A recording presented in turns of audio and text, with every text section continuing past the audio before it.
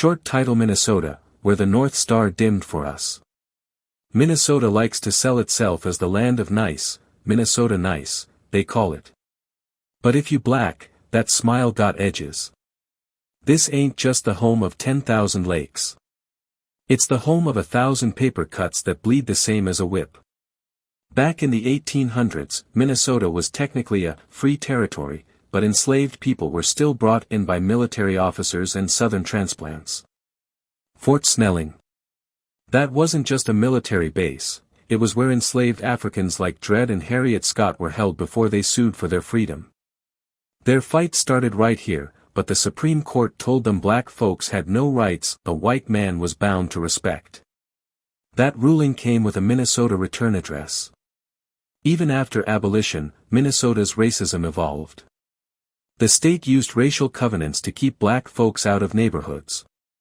Minneapolis and St. Paul wrote segregation into the property lines.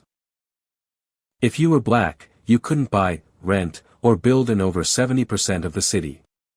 You could clean the houses, but you couldn't own one. And don't forget 1920 in Duluth.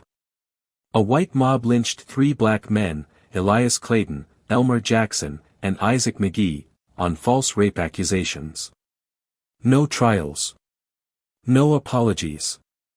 Just a postcard moment for American terror in a city that calls itself progressive. Fast forward to 2020. George Floyd. Killed on camera by a Minneapolis cop while the world watched. And while folks rose up, Minnesota had the nerve to act surprised, like the state wasn't already a pressure cooker. Police brutality didn't start with Derek Chauvin, it just finally got filmed in HD. Black Minnesotans have been saying it for decades: this place got snow but no chill when it comes to justice. And education? Still segregated. Still unequal. Black students suspended more, supported less. Health outcomes? Worse. Wealth gap? Widening. You can't brand yourself as liberal when your numbers still look like the Jim Crow South in a parka. Lashes for every lakefront home built on exclusion. Hugs for the activists, ancestors, and everyday folks who kept pushing through that cold.